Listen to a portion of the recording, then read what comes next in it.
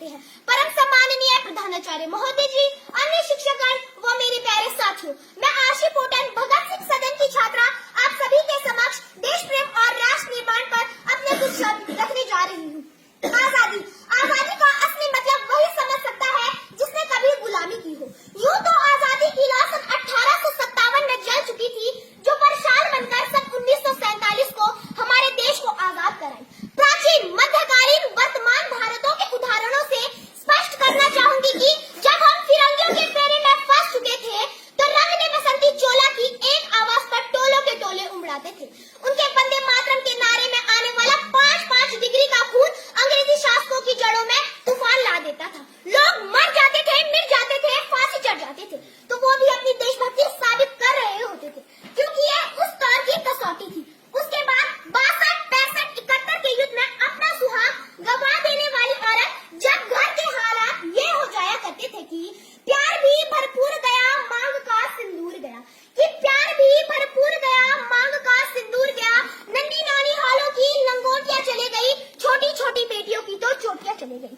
बाप की कमाई गई, भाई की पढ़ाई गई, बाप की कमाई गई, भाई की पढ़ाई गई। ऐसा एक विस्फोट हुआ कि पता ही नहीं लगा, पूरे जिस्म की तो बोटियां चली गई, बोटियां चली गई। आपके लिए तो एक आदमी ही मरा है साहब, मेरे घर की तो रोटियां चली गई।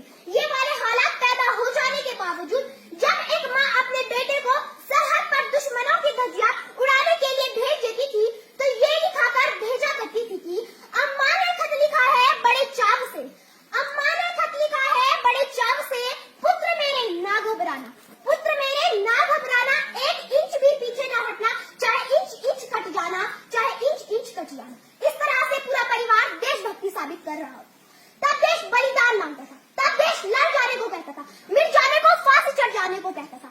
परंतु आज देश लड़ जाने को नहीं, मिट जाने को नहीं, फांसी चढ़ जाने को नहीं कहता, बल्कि मेरे विचार में जो व्यक्ति अपना काम पूरी मेहनत, ईमानदारी और लगन के साथ करे, वही सबसे बड़ी देशभक्ति है। न सरकार मेरी है, न रब मेरा है, न सरकार मेरी है, न रब मेरा है, न ये बड़ा सा नाम मेरा है। बस इतनी सी बात का गुरूर है मुझे कि मैं भारत की हूँ और ये भारत मेरा है। हमें बड़ी बड़ी बातें नहीं, छोटी छोटी कोशिशें करनी चाहिए, क्योंकि ठोकर हमें पहाड़ों से नहीं, पत्थरों से लगा करती है। मैं सैल्यूट करना चाहूंगी सरहद पर खड़े हमारी रक्षा के लिए दिन रात उस जवान को, देश की पुलिस प्रशासन और किसान को, जो अपना काम पूरी मेहनत, ईमानदारी और लगन के साथ करते हैं, जिसके बिना समाज की कल्पना करना भी असंभव है।